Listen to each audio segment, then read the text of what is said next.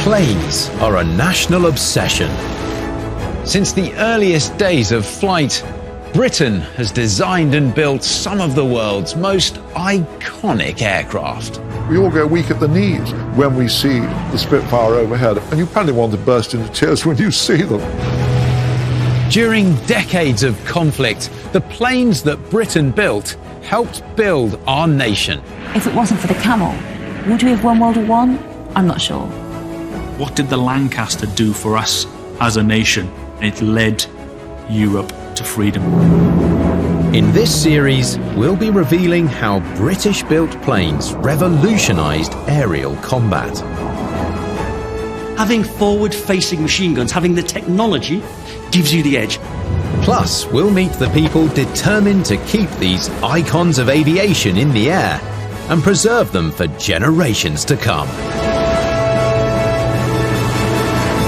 This time in World War II, as German bombers roared overhead, Britain seemed powerless to hit back.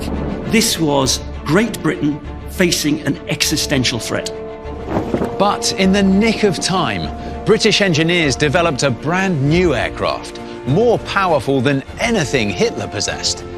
The Lancaster bomber. The most fearsome weapon of war that Britain had ever unleashed.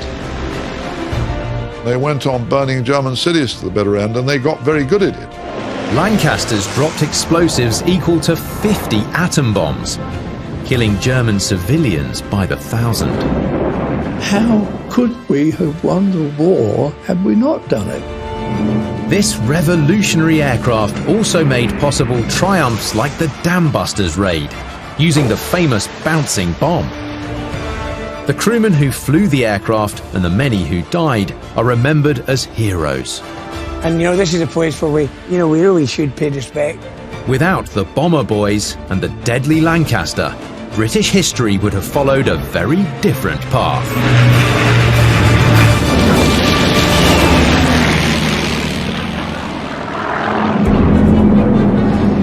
October 1940. Although the immediate threat of Nazi invasion has been put on hold during the Battle of Britain, Germany subjects these islands to night after night of death and destruction. Wave after wave of bomber attacks, which came to be known as the Blitz. 40,000 people lost their lives and millions were left homeless. What could Britain possibly do to strike back? Well, what did we have then? What was the philosophy, what was the mindset of the British government, the Air Ministry, the War Cabinet at the time? Without an army big enough to take on Germany, Winston Churchill had only one option: to launch his own bomber blitzkrieg. The only way, it seemed, to Britain to fight back, the only way to stop Hitler was by bombing Germany.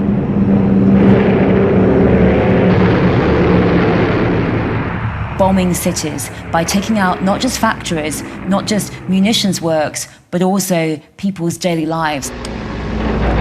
In the winter of 1941, they couldn't think what else to do. There was no alternative, that a British army couldn't land on the continent. If I'd been sitting where Winston Churchill was sitting in those years, yes, I would have endorsed the bomber offensive. Here at the Cabinet War Rooms, well, right here in fact, that was the game plan. But how to pursue it? The invasion of France, there were German bombers flying from literally just over the channel. Germany's conquest of France meant that her bombers were based little more than 100 miles from London. But for the RAF to reach Berlin would mean flying almost 600 miles. Britain's existing bombers were small, and with only 2 engines, they were underpowered, incapable of delivering the knockout blow that Churchill demanded. The design genius who now stepped forward was Roy Chadwick of the Manchester firm A.V. Rowe. His masterpiece was the Lancaster, marrying together 4 of the most powerful engines then available with 3 gun turrets, in the nose, upper fuselage and the tail to ward off marauding enemy fighters. But most important of all, a vast bomb bay, 33 feet long, capable of carrying twice the load of existing bombers. Chadwick also specified that the aircraft must be built in easy-to-assemble sections. Before long, thousands of Lancaster bombers would roll off the production lines in the biggest single industrial enterprise in British history. Lancasters are being built in several factories in Britain and Canada, built in terrific numbers. With every man and woman engaged in their construction, one thought is uppermost. The RAF is depending on them for Lancasters, and yet more Lancasters. The Lancaster really becomes preeminent. It becomes the most effective, the fastest, and really the best bomber of World War II.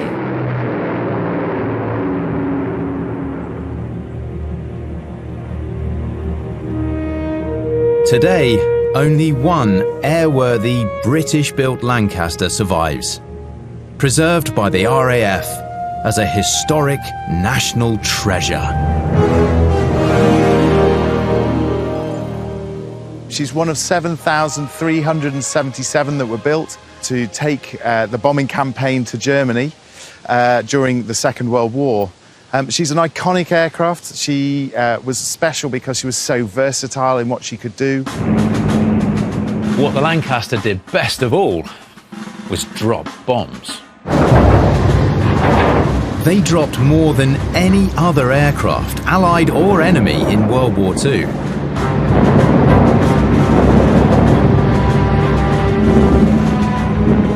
In all, Lancasters unleashed 600,000 tons of bombs. That's 50 times the explosive power of the world's first atom bomb. This is the bomb bay of a Lancaster bomber. It's absolutely massive. In fact, from all the bombers of the Second World War, it's only the Lancaster which had this one large unobstructed bomb bay. That was perfect for carrying special bombs, like for instance this Blockbuster, which was a much larger bomb than normal. The Blockbuster would do exactly what it says on the tin. Bust the block. It would smash buildings apart, open them up, and then the incendiaries would do their job to set the cities on fire, which, if you think about it, is a brutal way of waging war. One of those who waged that war was Rusty Wargman. Now almost 100 years old, one of very few surviving Lancaster pilots. He joined up at 18 and flew so many perilous missions that he received one of the highest awards for bravery, the Distinguished Flying Cross. Bomber Command was the only force that was carrying the war into Germany for about 3 or 4 years. But that really hasn't been recognised.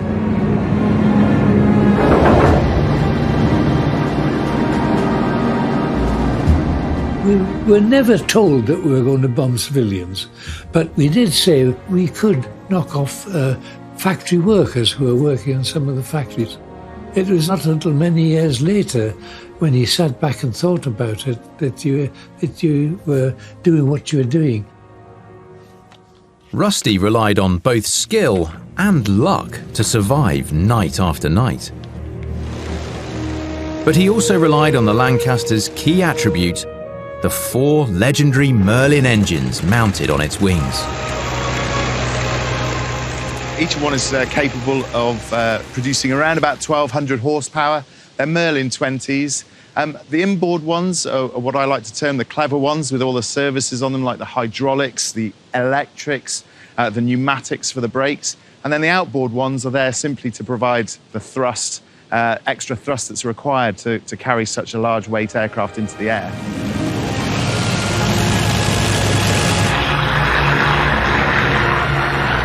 Even the sound is iconic. The sound of the Merlin is the sound of freedom.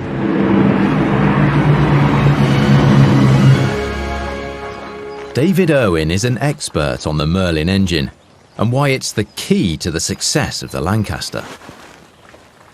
He painstakingly assembled enough parts from old storerooms and military junkyards to restore this wartime Lancaster engine to full working order.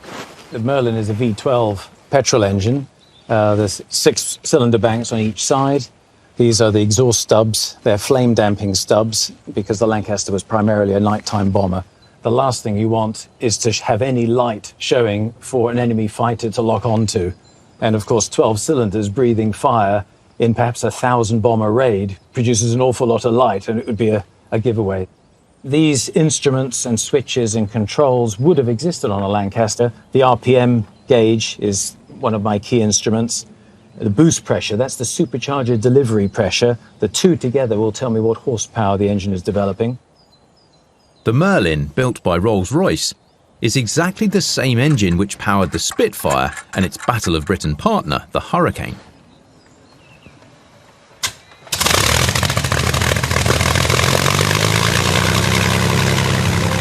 It has roughly twice the power of a Formula One racing engine. Even when 3 engines had been shot to pieces, some Lancasters still managed to return home powered by their single surviving Merlin.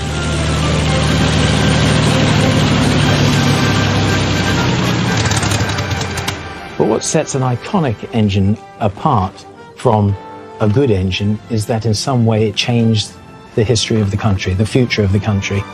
The Lancaster, kept aloft by those Merlin engines, would make history with an incredible series of do-or-die missions, and the most daring of all, the Dam Busters.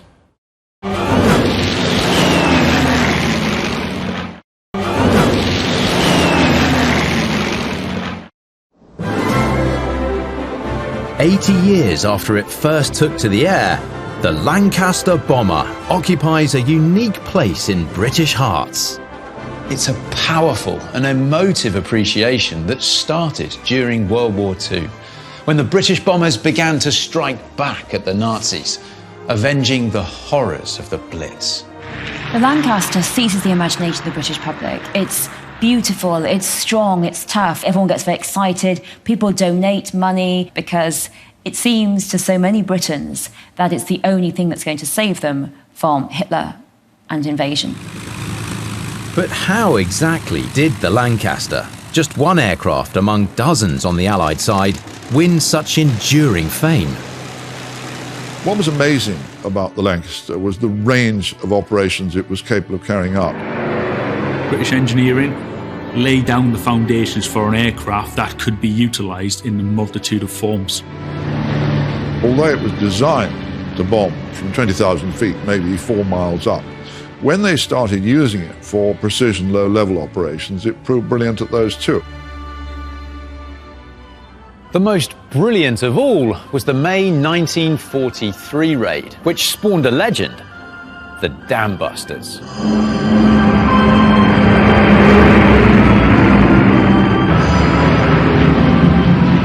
British analysts believed that if they could only destroy the massive dams of Germany's Ruhr Valley, the resulting floods would drown many vital weapons factories.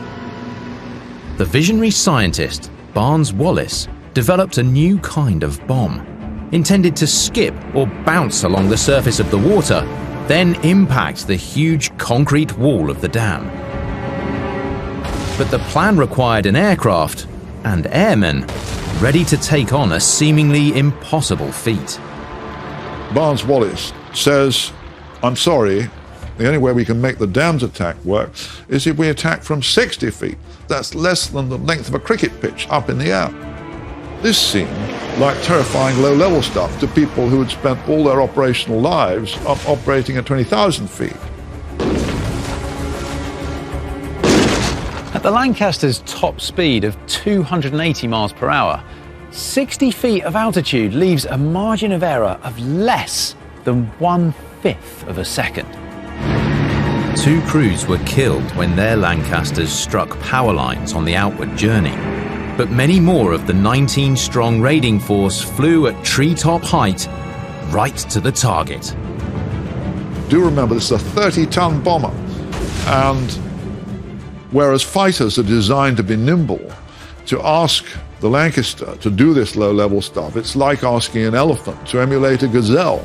But what's amazing is they did emulate the gazelle with remarkable success. 2 of the dams were breached and a third damaged, causing massive destruction. Though 8 of the Lancasters were shot down or crashed and 53 airmen killed, the raid was a major British triumph at the lowest point of the war, and it was immortalised in the iconic film, The Dam Busters. It's gone! Look! My God! British people in 1943, they were pretty war-weary, and suddenly this operation and these terrific pictures all over the front pages. You've done it once! Well done! Congratulations! It goes a long way to restore their faith in British genius. And these things matter in a war of that kind. The following year, Lancasters were tasked with another seemingly impossible mission: to take out Hitler's most deadly warship. At the time of her launch in April 1939, the Tirpitz was the world's most powerful battleship, more dangerous even than her famous sister ship, the Bismarck. She had the ability to go faster than some destroyers at 43 knots. She had a 15-inch main armament which could fire 22.4 miles. The 50,000-ton monster spent much of the war lying in wait to attack Allied convoys from the safety of a Norwegian fjord. Why was this so important? Because the Bismarck, who was a sister ship, showed you that if she broke out into the Atlantic, she could cause chaos. Over 9 separate attempts, involving torpedo bombers and even midget submarines, the British failed to sink Tirpitz. Then on November the 12th, 1944, a force of 32 Lancasters approached, each carrying a single bomb weighing 6 tons. Like a massive cloud was the smoke screen thrown out by the German battleship as the attacking aircraft approached the Norwegian fjord in which she was lying. Through the billowing smoke, the Tirpitz opened up with every gun she had. There was flak, very nasty flak, not only from Tirpitz itself, shore batteries and flak ships anchored close by. 2 Lancasters scored direct hits, and a third bomb exploded close by, tearing a huge gash in Tirpitz's hull. One of the aircrew looked down and said, "Thank God we haven't got to come back here again." The great cloud of smoke rose from the shattered vessel, now lying on her side. So ended the inglorious career of Germany's most powerful warship. Half of Tirpitz's 2,000-strong crew drowned. Germany's biggest seaborne threat was eradicated, and once again, the Lancaster had struck a blow which made headlines around the world. But you've got to remember that whilst sections of Bomber Command were attacking precision attacks on the Tirpitz, Bomber Command as a whole was still carrying out mass bombings of the German cities, sending out hundreds, sometimes 800-900 aircraft a night to attack the major targets of the German cities. Cities like Hamburg, Cologne, and the capital, Berlin, were pounded night after night, and with increasing accuracy. If you got a bomb within 5 miles of your target, back in 1942, you were doing extremely well. That's where the Lancaster steps in. As a result of the pioneering efforts of air navigation and utilised with the Lancaster bomber, RAF bombing missions are now becoming far more accurate, far more successful. Unfortunately though, we were still losing a lot of Lancasters. In the Battle of Berlin, which went on until the end of April in 1944, our casualty rate went up to just over 60%. So people just disappeared. Every time he took off, Rusty Walkman knew he might not make it back. But time and again, the Lancaster's rugged airframe saved his life. We've had many instances on operations where we had fighter attacks, we had holes in it, we had bits missing, a mid-air collision, we came back from Stettin on 2 engines, we lost part of our wing and lost all our instruments. All these were gone, but it flew back, and it really was a remarkable aeroplane. The Lancaster owes its origins to that period of the war when Britain was far too weak to invade Nazi-occupied Europe. But when the D-Day invasion finally came in June 1944, the Lancasters played a crucial and top-secret role. John Bell, now in his late 90s, joined the renowned 617 Dambusters Squadron as a bomb aimer. 617 was special because they were always looking for an experienced crew who would volunteer to serve with them. So that's what we did.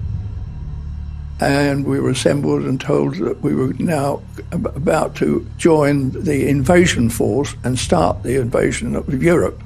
Very, very exciting. The success or failure of the D-Day invasion was now in the hands of John and his squadron, in the biggest test yet of the Lancasters' abilities.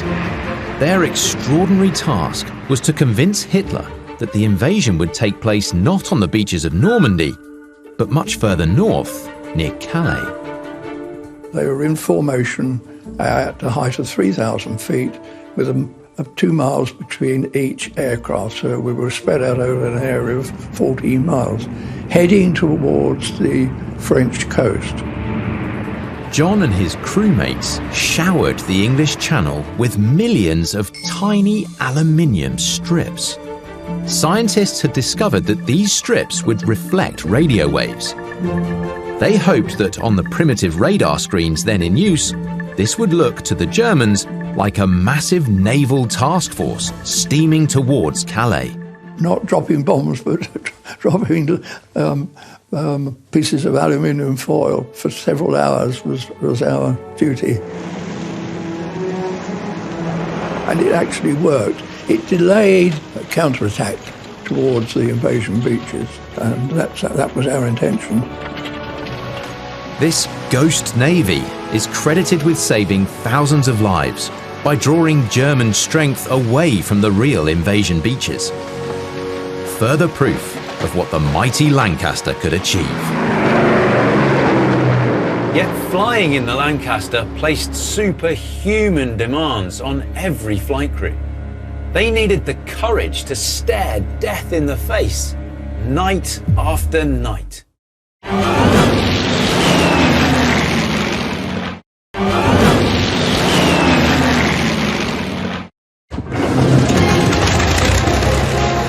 The World War II Lancaster bomber was one of the most feared warplanes ever.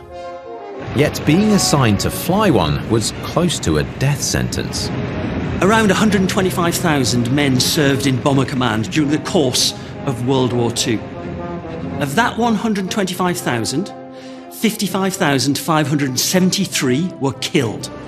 More men from Bomber Command died in one night on one operation than in the whole of the 3.5-month-long Battle of Britain. So what was life like for the young men, some still in their teens, who waged those nightly battles? Andrew Panton is in a good position to know. Andrew and his family have rescued and rebuilt a once derelict wartime Lancaster, nicknamed Just Jane.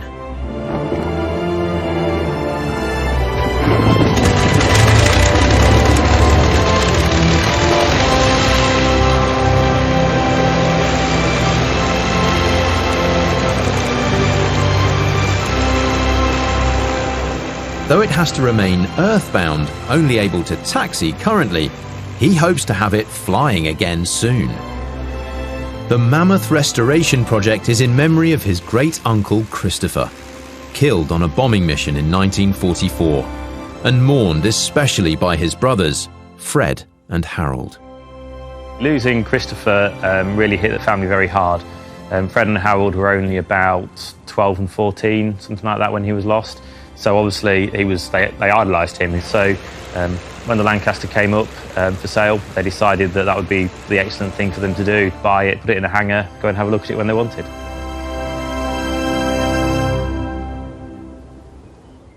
The Lancaster carried a crew of 7.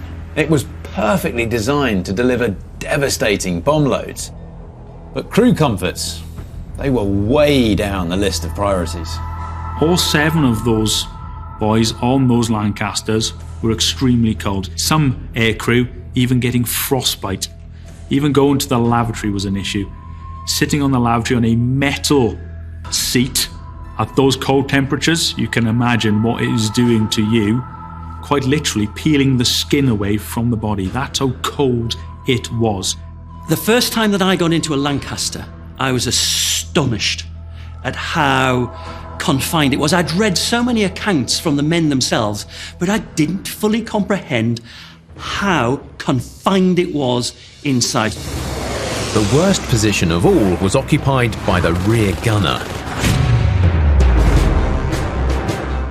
The rear gunner, if he's given the instruction to bail out, he would have to open these doors, reach out and grab his parachute from behind him, bring it in, rotate the turret 90 degrees, clip on his parachute and roll out backwards. Trying to put your parachute on as the aircraft burns around you, as people are screaming, as people are sometimes dying, as you're looking further up the aircraft and all you can see is a sheet of flame where the rest of the aircraft would be. Life expectancy for the rear gunner was about 40 flying hours, so that could be about 5 trips. It was the coldest position, about minus 40 degrees centigrade, the loneliest position and the deadliest position. But for sheer terror, nothing could compare with the position of bomb aimer. In the very nose of the aircraft here we have the bomb aimer's position. The bomb aimer kneels down on the cushions on the floor, leans forward in a prone position with his elbows on the green cushion here. Straight in front of him here he has the bomb sight. As he waited for his bomb sight to close on the target, John Bell watched exploding shells race towards the Lancaster.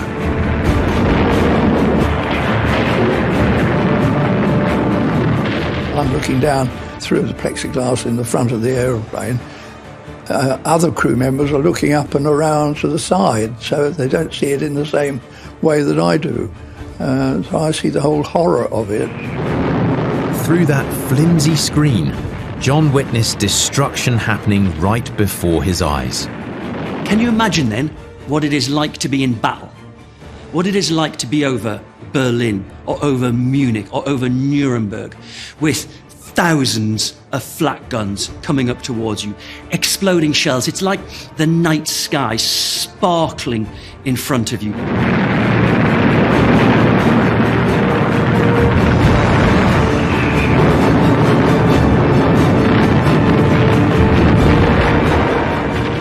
It's burning, exploding lumps of metal.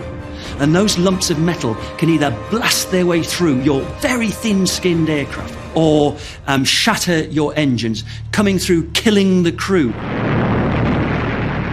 We couldn't avoid flak, we just have to fly through it to do the job. So I taught myself to ignore it. If it hit us and we were blown out of the sky, we couldn't do anything about it. So why worry about it?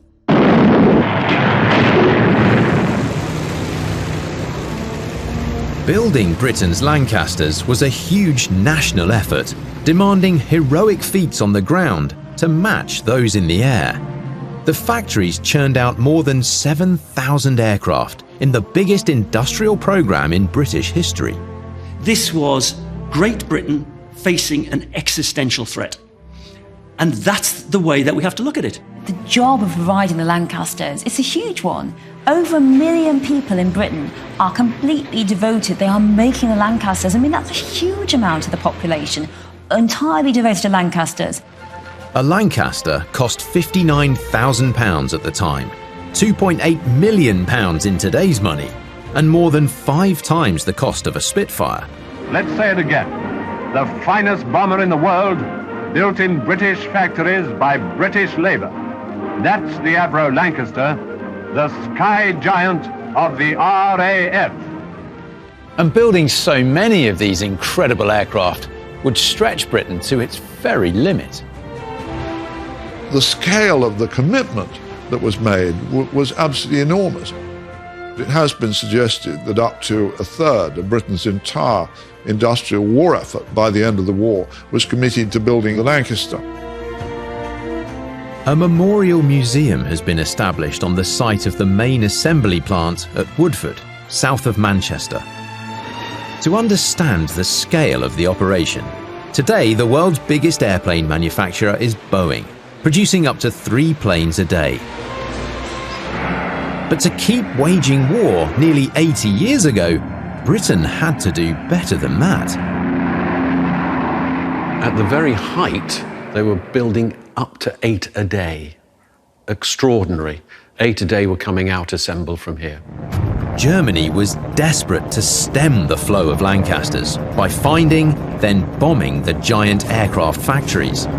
They were looking for one in particular, then the biggest factory in the whole of Europe at Yeadon in West Yorkshire.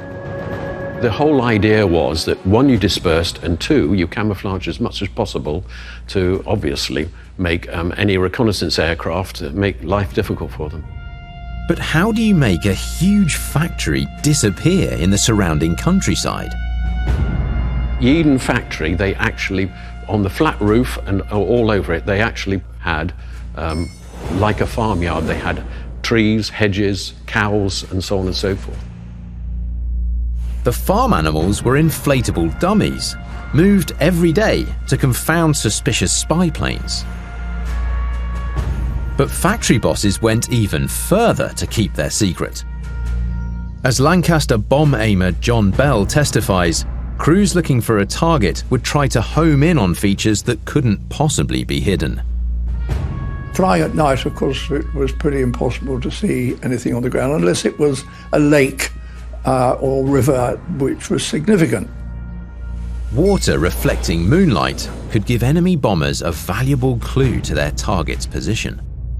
A lake known as Yeadon Tarn lay less than a mile east of the factory, and so engineers drained it, siphoning off millions of gallons of water to keep the factory safe.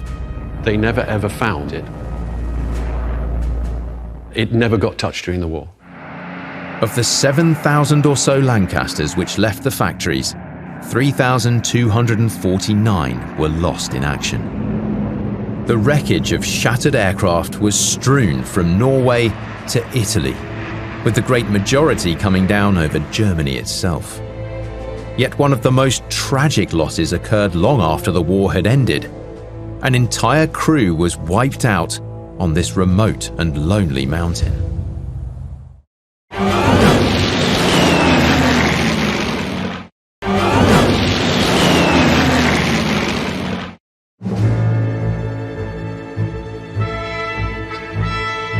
The Lancaster bomber was Britain's most potent weapon in World War II, and for a long time, the only way of hitting back at the Germans. The British Army, apart from minor operations in North Africa and then Italy, was doing not much. Most of it was sitting in Britain between 1940 and 44. If we had not had the bomber offensive, we wouldn't have been doing very much.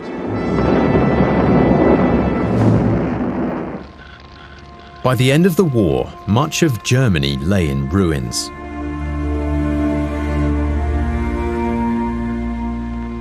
But what was the human cost among those who flew the Lancaster? Figures for Bomber Command show that 51% of aircrew were killed on operations. 12% were killed or wounded in training and other accidents. 13% were shot down over enemy territory. Only 24%, less than 1 in 4, came through unscathed. For a brief period, the euphoria of victory in Europe banished the horrors of the Blitz and the nightly dread of British bomber crews over Germany. But the end of the war didn't mean the end of the Lancaster, nor, sadly, had the last crewman been killed. Here, on a mountain in the far north of Scotland, is the wreckage of Lancaster TX-264, almost the last of the line.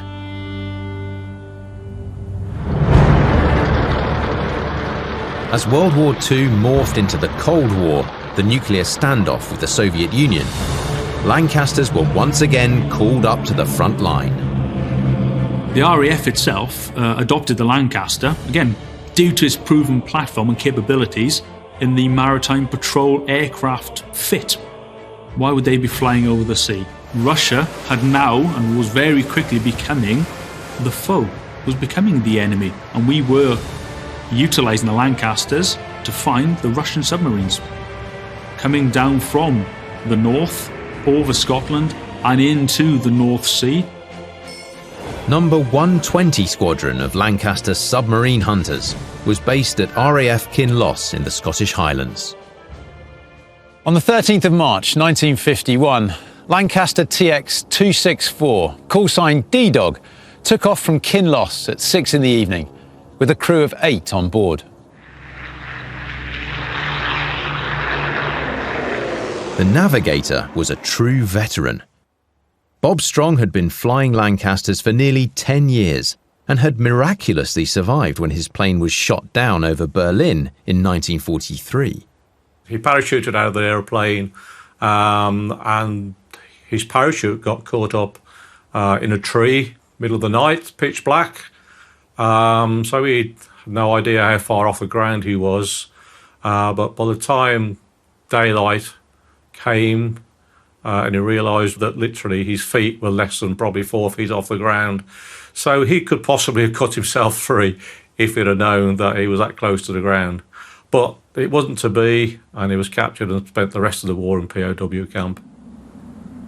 8 years later, with Bob Strong now a peacetime flyer, this mission over the spectacular Highland landscape should have been a routine assignment, with the crew returning home for supper. And they were returning back to base, but unfortunately they were quite a few miles off course. The weather conditions at the time were atrocious. Right in the path of the Lancaster was this craggy 3,000 feet high ridge, on the mountain known locally as Ben A. The Lancaster smashed into the solid rock at more than 200 miles per hour. Cruelest of all, it very nearly cleared the jagged pinnacle. 12 feet or so higher, the plane would have missed the top of the ridge and they would have been safe and sound. Dave Wally is ex-RAF and a long-time member of Highlands Mountain Rescue Teams. We were going to walk up to the triple buttresses on Ben A, up past the loch. It's about a 2.5 hour journey up to where the Lancaster crashed in 1951 in the middle of winter. And then we will come across the wreckage, and you'll be amazed how much wreckage is up there. The remote wreck site is almost like a place of pilgrimage for Dave and his colleagues. An unplanned memorial in the most majestic of settings to the Lancaster bomber and the men who flew on them.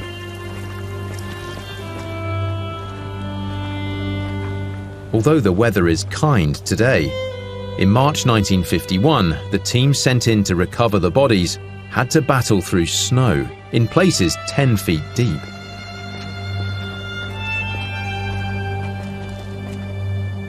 Three days passed before the wreckage was even located.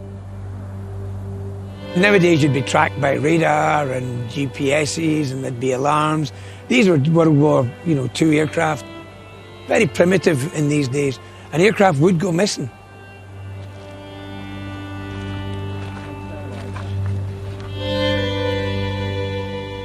It's only once they reached the site, more than 2,000 feet up, that the tragedy that unfolded here starts to reveal itself.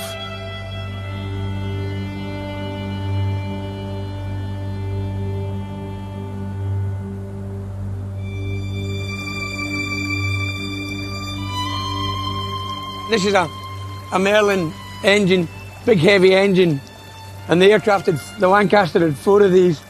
There's a bit of armour plating here as well, which would be to protect the crew from fire. And just in the scree, about the same height as me, about 100 metres away, there's a wing, and we'll come across wreckage all the time now. See that there? There's wreckage everywhere now, so we're coming across loads of it. It's quite poignant, isn't it, when you think, sadly, there'd be casualties around here. And this is a huge bit. And look how much there is here. Yeah, that's a wing, yeah. Watch your hands. 1, 2, 3, 4. Keep going. No, keep going. 1, 2, 3. Now we just get under it.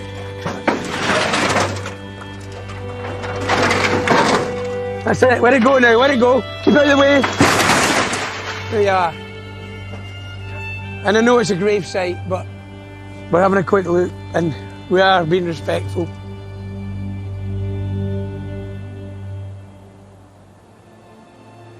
It took, believe it or not, 3 months to locate every casualty in the mountain, and there was a huge amount of snow. And they were up there in August time, digging, still near the summit, digging out with spades. That's how much snow there was that winter. And you know, this is a place where we really should pay respect, because this is a bit that's really important. That, again, this whole story is about the crew who died and the people who tried to find them. The 8 crewmen who perished here were among the very last of more than 3,000 crews who lost their lives in a Lancaster. 3 years later, in 1954, the Lancaster was finally retired from active service with the RAF. Despite its bulk and all the losses endured, the Lancaster bomber has to be one of the most effective warplanes Britain has ever deployed. A killing machine, crewed by brave young men with an overwhelming sense of duty. How could we have won the war had we not done it? You have to accept that's what the Germans were doing to us. We had no option but to do the same to them, but with a greater effect. Leaving aside the argument about what the bomber offensive did or didn't achieve, which we'll all go on arguing about till the end of time, the Avro Lancaster was by far the most successful British heavy bomber of the war, and a quite extraordinary design achievement. What did the Lancaster do for us as a nation? It led the fight for the Allied front in Europe. It led Europe to freedom.